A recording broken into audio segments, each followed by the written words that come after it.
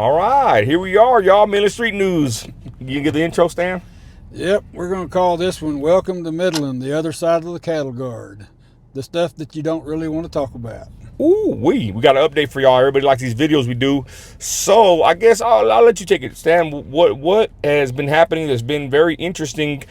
There's dirt everywhere in this town, obviously, as you could tell. Go ahead, Stan. Yeah, anything from blow dirt to regular dirt. But I guess the biggest thing, they had a pretty good school board meeting. We thought that was kind of interesting. I didn't get to make it, but everybody that made it did a good job. They passed the consensus on it last night to take care of the CRT, some of the issues they're having, and hopefully head towards getting the school with a balanced budget. There are several things that they changed on that school board policies that should help that and hopefully go for it. It really surprised me that 2 of the board members didn't vote for it. So, basically the books in the library, several different things that I think somebody would have voted for, which surprised me. We had 2 board members that didn't. Let's give the props, or let's give the actual names. Who did vote and who didn't? I don't know if you have that off top. Do you have it off top? Yeah, I think the ones that voted for it was Michael Booker, Angel Hernandez, Brandon Hodges, Josh Gwynn, and Matt Freeze, Dr. Matt Freeze. And the 2 against it was Sarah Burleson and Tommy Bishop. I'm going to be honest. That woman, she was crying on the stage. Not a very good representation of a leader, to be honest. I understand caring about the children. Do you really care? I'm going to ask that, but I'm going to be honest. Seeing her up there cry and just moan and call out every line item when, Brandon Hodges, I commend him for the way he acted up there. He said they've had plenty of time to talk about this, but they had a whole crowd of demonic entities, fighting against this stuff. These people are weird. I'll leave it at that. But that woman right there was just wasn't a good look. Her up there crying over this stuff when, like I said, they were already had this stuff planned out, and they were already voting on it. It was just a weird situation with her, but I do commend those that did vote in favor of keeping boys in boys' restrooms, girls in girls' restrooms, dealing with the budget. And I think it was a conservative, anti-woke agenda, and I do support that, and I commend the people that voted for this agenda to be passed. Great day for Midland. Good victory.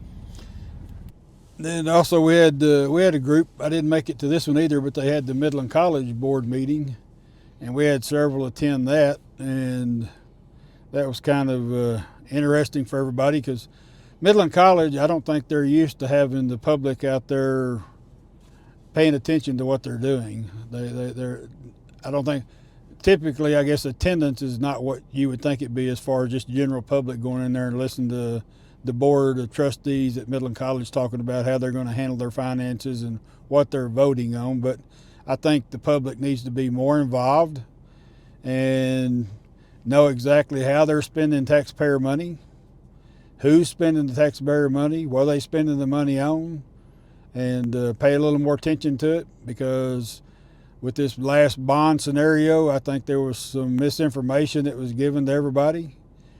And it's just basically the citizens need to be aware of where their taxes are going and how your taxes are being spent. And so I think the citizens need to attend those meetings and be aware. And with what we're doing, we're basically trying to be the voice of the citizens. There's a lot of people don't like it. K-Well gives us crap about we're being disrespectful, we're doing this, we're doing that. All we're doing is asking questions of people that don't normally get the questions asked. And there was a city councilman that retired. I've heard his comment before. Midland people, all they do is scream and holler. They don't do anything after that. They're all bark and no bite. Well, things are changing. We're not going anywhere. We're going to be right here. We're going to be paying attention to what's going on. And we may get our 3 minutes at the mic. That way we can talk to Lori Blong. And we'll try to be as informed as we can get the information to be informed. And if we don't have the information, that's why we're there. It's kind of like I told you earlier, speaking of Blong and Slanderson, It's like these people in these elected positions, they play the role. I noticed that, Stan. They say, hey, we want y'all public input and public comment until they reach a certain level.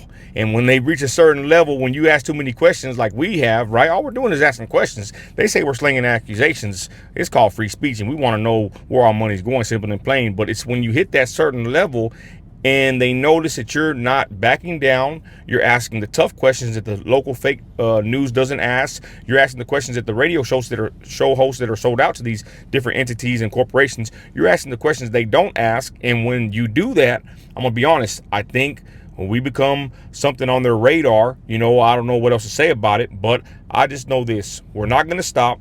We're not getting paid off any of this. Maybe my YouTube videos and TikTok go viral here and there. I'll make a couple bucks. I ain't gonna lie about that. But the point is, we're not paid by nobody, y'all. We're actually going out and covering stories that we think are impactful to the community. We just went and covered the story in a minute. We'll talk about that. A certain developer that has connections to the MCDC, we're gonna name him on the video, selling lots with no water. And they actually did that in one of the meetings. I'm glad that shout out Bull that pointed that out. How are you going to sell land with no water rights, or no, you don't know about the water situation? And now we just seen it right now. There's some land out in the city limits, right, that has no water. And this man is going through a 2-year battle trying to get water. The poor guy had a truck, and we pulled up on him with a tanker. Shout out that awesome truck driver. I'm a fellow trucker. He cares about this guy. He's been helping him out or doing the job for the company to supply this guy water, and he feels for this guy. We feel for this homeowner. His is forever home, and his actual property is in an area where there's no water. They've drilled so many wells. Let's touch on that real quick. He got a hold of you, Stan? What's up with that? There's so many water wells drilled out there, it looks like a cemetery. And they still don't have any water. So nearly every brand new home out there, he was probably the fifth one that built out there. And now he gets about, he started out with a 1,000-gallon holding tank. Now he's up to a 3,000-gallon holding tank. And he has to have water hauled to his house about either every week and a half to 2 weeks. He has to have a truckload of water because his wells don't make anything 1 to 2 gallons a minute. And then it sucks them down, and they're putting more properties out there. You got more people sucking on the same aquifer, and they're getting sand in their water systems. They're burning up pumps, and the property was annexed into the city in 1982. This David Diaz went and they got a plat to build those homes out there. Dirty David, we're going to call him. And then they got it zoned to build out there, and there's no city water going to them. And the closest city water is over on Fairgrounds Road. And supposedly, whenever they started this project, he told them that, well, this is annexed into the city. Y'all will be having access to the water. And to get water over there, he said a couple of years ago was like $2 million, and now they're talking like $6 million. And so you got these houses built, and you got the potential for them building more houses because the planning and zoning, they keep permitting them, and there's no water out there. There's no well water out there, very little. And so, and that's it's going to be on the east side of Todd Road. And then on the west side of Todd Road, they have a pretty good aquifer. So they're, elevation-wise, their pumps are actually higher in elevation than what the water aquifer is. So it sucks them down pretty quick. And then when you put more houses out there, it even sucks on it harder.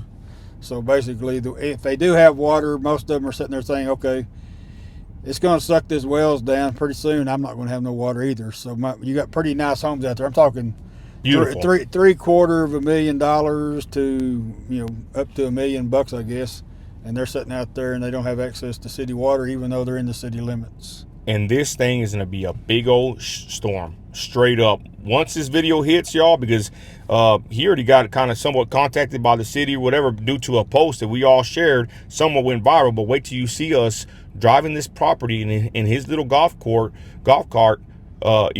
explaining everything. This is a crazy situation that's happening in Midland, and like I said, we're going to cover this stuff. The citizens get a hold of us. We don't charge no money. We go out there on our own time and dime, whatever, and we go cover these stories because we care about the citizens of Midland. We don't want to sit here and you know, the city council and the mayor, they might not like us, but you know what? We don't care because we're fighting for the average, everyday, hardworking citizen in this town that we believe has been taxed. And then, let's be honest, we called in, or somebody called in questioning the mayor. They say there's no corruption. I'm going to tell you this. Where has the money gone?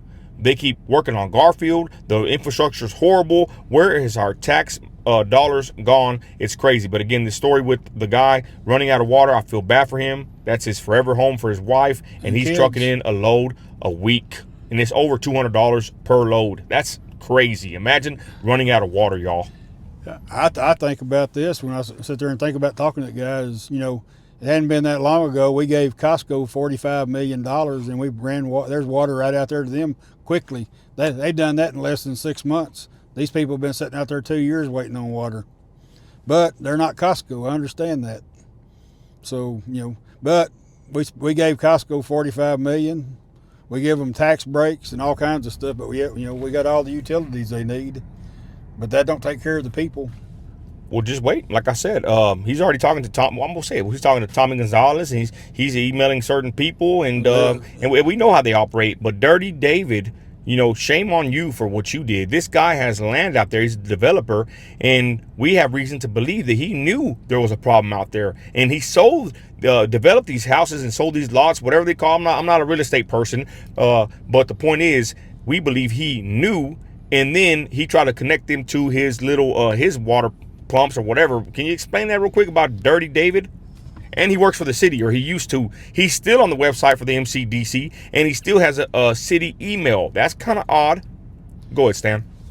Oh, they got some kind of main supply that he's going to supply the houses just in case their well waters wasn't what they should be. Some sort of central supply.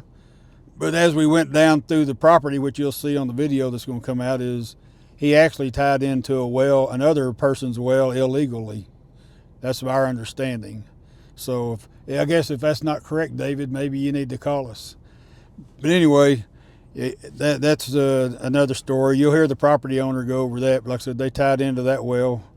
And then you're going to be commingling water, trying to put water into a residential area for people to take a bath in. I don't know what kind of control you have over that. It sounds like a mess to us, and that's why we went out there and talked to this gentleman, and we put it on video, and we're going to throw it out there in the public, and we're going to see what kind of inspiration we get. Speaking about that, let's talk about the zoo real quick. I don't know if you have any updates on that, but we went and filmed the zoo location, and we didn't go out there to critique the zoo as far as it's good or bad for Midland. I've asked my audience about that on Facebook. There's mixed reactions. Most people say, no, we don't need a zoo. Personally, I don't think we need a zoo. Me and my family go to a zoo 5 to 6 times. I mean, within 5 or 6 years, we've been to the zoo. So how much is that going to wear off whenever you have a zoo in your backyard? But what I don't like about it is privately funded. But what's going to happen if they go bankrupt, go belly up? Is the city of Midland going to fund them, bail them out? I don't know. That's what I'm thinking about long term. But again, the video that we showed was actually showing the blow dirt, hitting these people's backyards because they don't have regular fences like everybody, because it was a golf course. Any thoughts on that video? Go ahead, Stan. Oh, we've had good response. We've had bad response. Like I said, I don't live out there. It don't affect me. But people contacted me about the dirt situation that they have out there coming off of that, and we went out there and looked at it and videoed it. And then some people, I mean, it's fine with them. And they even had was it Al Escamilla? He's the PR person for them. He reached out to me and gave me a press release about all the what they're planning on doing out there, and said if they had any issues, call them. Well, I said the only issue that I know of is that they need a little bit better control whenever they're out there working and helping control that dust blowing over on them houses. I mean, I don't care who you are on the day it's windy in Midland. We get our normal blow dirt, but that's caliche. I mean, that's not regular blow dirt that they're getting out there. They're getting construction work, and there's nothing to control it. And like I said, we saw the one water truck that one day, but It's up to those residents out there to do it. All we're doing is trying to help them make it a little bit more obvious. And I realize living in West Texas, we have dust storms, we have hooboobs or whatever you want to call them, but that's not everyday normal stuff. And them people are dealing with it every day. If you got a 10-mile-an-hour breeze and you got a maintainer out there tearing up dirt, there's dust going somewhere. And like I said, I just relate it to when I was in the oil field. If we built a road or we had trucks going around people's houses out on ranches, we had water trucks out there constantly trying to keep them from having water, dust all over their houses and their trees and their cars. That was common courtesy. Yeah, that's all we asked for. Just trying to be a friendly, a good neighbor. You're a good neighbor. That's it. And people are saying there is West Texas dirt flies everywhere, but I'm gonna tell you right now, we just passed by another area, guys. We got our eyes on the city. Stan showed me another area where they have a new school, the new development, and man, they got sand and dirt all over the yards, and there's an empty field out there. That's just coming from regular, the regular field out there. And somebody plowed it up. I don't know. Yeah, but I'm saying I saw that and I said that would piss me off. I got nice grass, rocks, whatever you have, and it's just completely covered with dirt. And for people to have that on their homes or property, especially under development of something like a zoo, that right there, you might say West Texas has dirt flying. Amen. I'm in it every day in the oil field, but that's not right that a private funded business that's developing something does that to somebody's own backyard. If that was your backyard, I'm pretty sure you'd be probably calling the dust busters over here to go put it on blast, because it's not right. Any other topics you got? Go ahead. No, I think that's about it. I don't know, other than I encourage people that are having issues, go to the city council, go to the school board, use that microphone, because that's your voice. That's all there is to it. We can talk on social media, we can do this, we can do that, but we can help you. But if you got a real issue, I suggest you go down there and put your 3 minutes in on that microphone. If you got 10 friends, I'll have all of them put their 3 minutes in there, and then they can cuss about you on K-Well in the morning. And I'll just say this, we're not stopping. MDC, even Midland College, the city of Midland, and what's the other one? MISD. We're watching everything. It's time to clean up this city. And I don't know why people are so upset about us using the word corruption and allegations or whatever. If everything's on the up and up, show us the books. Let's get a forensic audit going. If you have nothing to hide, this should not make you upset that we are tax-paying citizens that foot the bill, and we want to see some proof. We want to see some receipts. We want to see the books. It's kind of simple and plain. So like I said, we're not giving up, and we're not going to stop. And if you think about it, we're not asking nobody for money. Just like the bond from Midland College, we're trying to help people save money, not get swindled by these politicians and these people out here. They want to just take the taxpayers' money every chance they get. Final words, go ahead, Stan. That's about the size of it. You got these political PACs that back these people, and they back them for a reason. And so they may make a little money during the week or during the month, but there's reasons that they got this big money backing them, and that's why we're asking questions. Who benefits when something happens and there's money spent? Who's benefiting? That's all we're asking. Is it the citizens that paid it, or is it a political PAC? Long term, baby. That $75 a month. We know that's not why they're doing it for. They're doing it for other influence, status, stature. We got the whole thing printed on Midland Street News. Check out that awesome post that Stan made. And we just want to know what's going on. We want to ask questions. We have free speech. We live in the greatest country in history, and we're going to do so, especially in the city that we pay taxes in and we raise our families in. So if you have any stories, let us know. We're covering everything we can with the time that we do have. We do have families and jobs and businesses. Shout out all my people out there, our crew, I should say. But with that, we thank y'all. What do you call it? The other side of the cattle guard? I say, yeah, this is welcome to the other side of the cattle guard. Midland sign and Nino America. We are signing out. And we're out of there, y'all. God bless.